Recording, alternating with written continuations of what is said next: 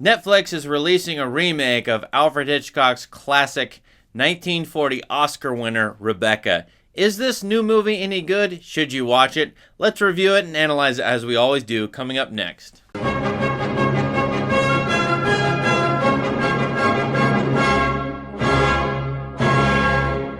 This version of Rebecca is directed by the English director Ben Wheatley, starring Lily James, Armie Hammer as Maxim, and Kristin Scott Thomas as the famous and classic character Mrs. Danvers. And this version not only has to please, I suppose, those who know the Hitchcock classic, but perhaps also contend with those who love the Daphne du Maurier novel from 1938. Now this movie is released October 21st, 2020, I suppose in time for Halloween, but I would call it a psychological romance. It's not all that creepy. This movie demands that the audience examine what they want from these characters. At first, you're rooting for Lily James as Mrs. De Winter, who marries a rich, beautiful, handsome, crazily attractive man named Maxim De Winter, whom she makes in Monte Carlo as she's working for another rich woman. They have a quick fling, they get married, they move to his estate, Manderley, where everything seems great except he's been married before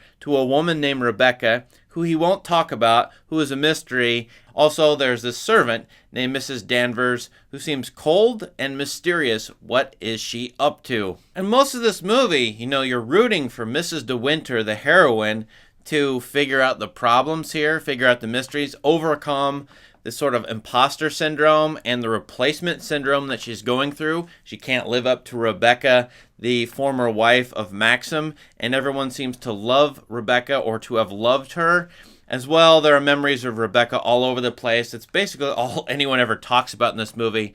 And so Mrs. De Winter feels as if she can't fill the void, and she feels inadequate. And certainly everybody, including especially Mrs. Danvers, makes her feel that way. Now, what are Maxim's secrets about Rebecca? Well, those will be revealed later in the movie, and that's what the audience needs to consider once they come to the point where Mrs. De Winter has to face the secrets.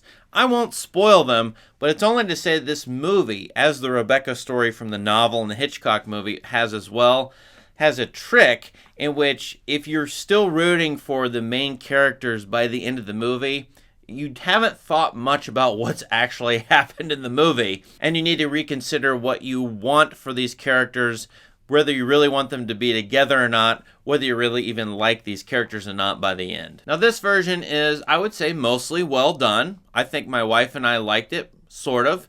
I think by the end, though, there's some choices in the end which are off-putting perhaps and will be to a lot of people. So the last 20 minutes I think gave us a little bit of a sour taste, but the first half to two-thirds of this movie is frankly just a nice escape from a work week that was difficult for me this week.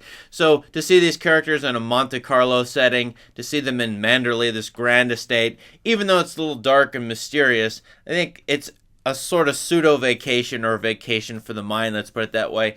And the director, Ben Wheatley, has chosen, and his crew, to, give a lot of colors to vivify this whole scene and setting. Grand costumes here, grand scenes, grand places, grand vistas, although there's a little bit of hokey CGI work.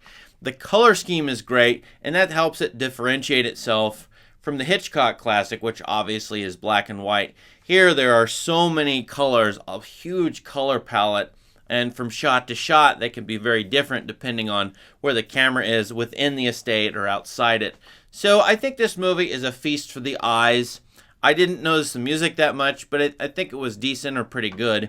So just for that reason alone, the cinematography, the setting, some of the vibe that's going on here, and the acting was decent, pretty good. I thought Armie Hammer, he could have been a Hitchcock beau at some point in time. I thought he was fine in this. Lily James is fine. Kristin Scott Thomas. So if you like the Rebecca story, psychological romances, you might end up liking this movie. However, and now I must talk about spoilers in order to analyze it a little bit.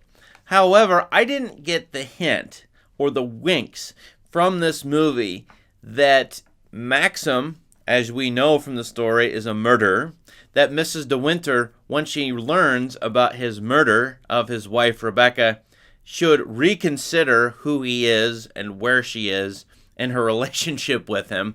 She, of course, just goes gung-ho into loving him, protecting him, helping him with the court and the trial, helping him find the records from the doctor, and there's really no self-reflection on her part.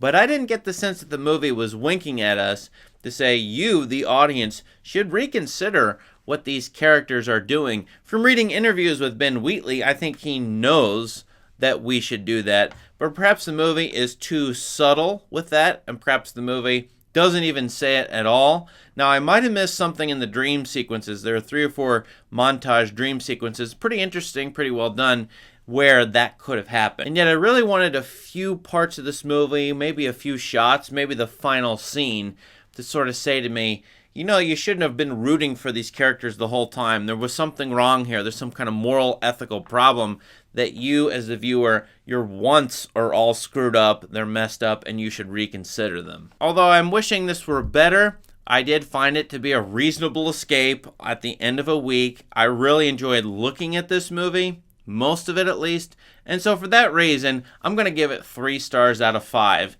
On my worst days, I could easily give this 1 star out of 5 and just hammer it and just make fun of it, but I'm in a generous mood, so I think a lot of people, some people, will enjoy this movie, and you know who you are if you've seen the trailer or listened to this review. What do you think about this version of Rebecca? Let us know in the comments, and please subscribe to this channel for more great movie content and new reviews. Thank you and have a great day.